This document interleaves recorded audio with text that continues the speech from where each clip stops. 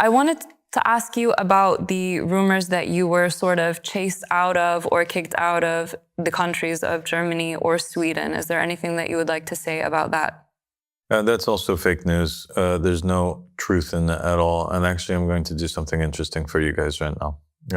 As you can see on the screen, we are going to go over to this website. This is the website, the migration website for Sweden, Migrationsverket.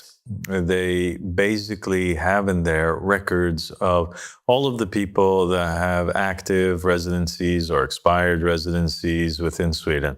I'm signing into my account right now using BankID. BankID is a sign-in app that they use in Sweden to identify the person. And so here we are in my account. Oh, look, what's that? It says on there that I have active permanent residency in Sweden, me and my family. Isn't that odd? If I was wanted in Sweden, why would I have active permanent residency in Sweden? If I was a criminal or wanted, they would have withdrawn my permanent residency, but they made me a permanent resident in Sweden. So clearly I'm not wanted in Sweden, and I was never wanted in Germany.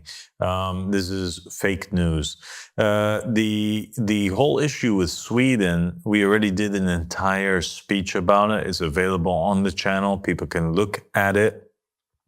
There were people that were making false allegations against us. They were calling the police and accusing us of false crimes. One of the false crimes that they accused us of was that we were utilizing or using drugs.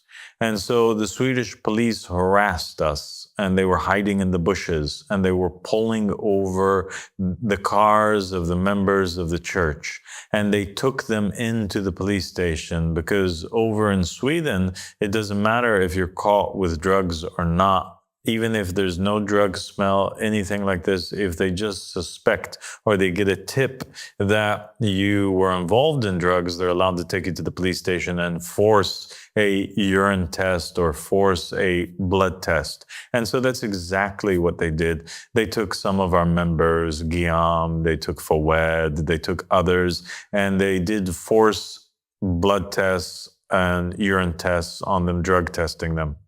And in the end, the results were that they were completely free. They didn't have any drugs in their system, because we don't do drugs. We abide by the laws of the land that we are in. This was my command to the members. We don't break the laws of the land and give our dawah a bad reputation. We abide by the laws of the lands that are gracious enough to host us within them. That's what we do.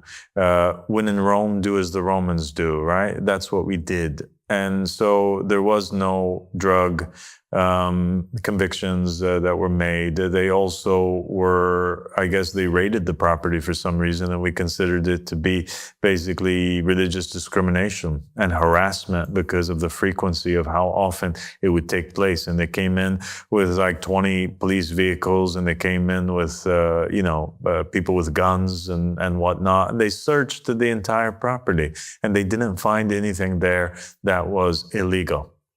No drugs, no weapons, nothing. And so I came out with a speech speaking out against them because they had spoken out against us in a fake news article and in an interview where there was some police officer that was saying that,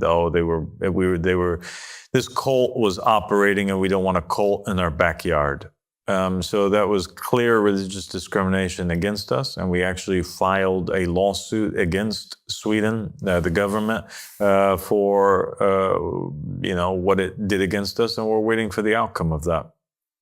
Yes, I think that it's very clear that there was purposeful and very egregious violation of law and religious discrimination and persecution of the members of the Ahmadi religion. Yeah, absolutely it was. But in terms of them chasing us out or kicking us out or, being able to jail any one of our members, that's total fake news. It was false. And we captured it all on camera, and I encourage everybody to go watch the speech on my channel. Thank you for clarifying that.